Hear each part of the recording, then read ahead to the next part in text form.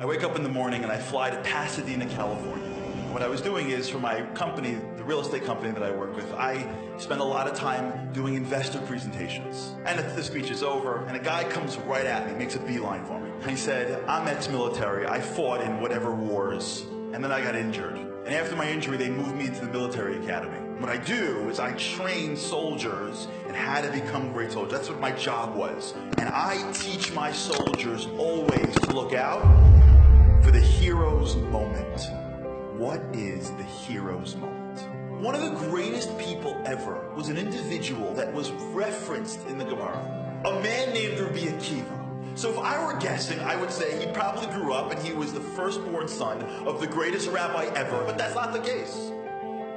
Rabbi Akiva was a shepherd who did not, until the age of 40, even understand Aleph base. 40 years old he starts, and he doesn't become just a rabbi. He becomes the leader of the generation. And not only does he become the leader in Torah, Rabbi Akiva becomes a military giant. And he's got 24,000 students. That's bigger than Lakewood and the Mir and Ishal combined. And he's got the right hand of Torah and the left hand of military strength. And he's got God clearly on his side. Sirius HaOmer. It all starts to unravel.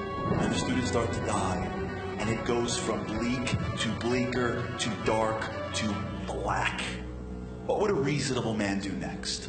He'd pack it up, he'd go to his apartment, and he would basically lick his wounds for the rest of his life. And he would say, you know what? I guess Hashem wasn't with me. You know what Rabbi Akiva does?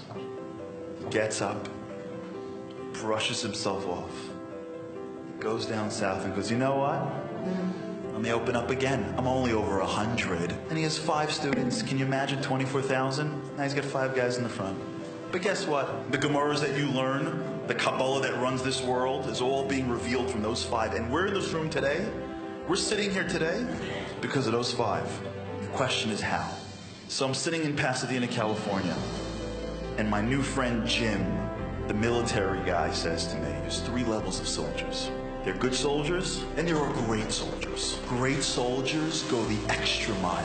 And then, in their training, something happens. Something happens when everything goes wrong and everybody quits. And there's always one soldier that never gives up. There's always one that, when all reasonableness says stop, says I am never stopping. That's the hero's moment. You could be the greatest guy in the world, but you're not tested until you fall. And when you fall, that's when you decide, that's when you see if you're just great or you're a hero. You know what's amazing about Judaism? We're a nation that is built off the backs of the few heroes every generation. It's when a whole nation stands at the banks of a river and says, how am I going into the river? What are we even doing here? And one Jew, Nachshon, says, I am never giving up. It's one Jew when the whole world is sitting at the edge of Canaan, and they say, we can't go in, we can't fight, we're Jews. We can sue them, but we're never going to fight them. It's one Jew, Kali, that says, Allah na'aleh b'derashnos. It's one Jew, David, that says, Goliath is cursing out God.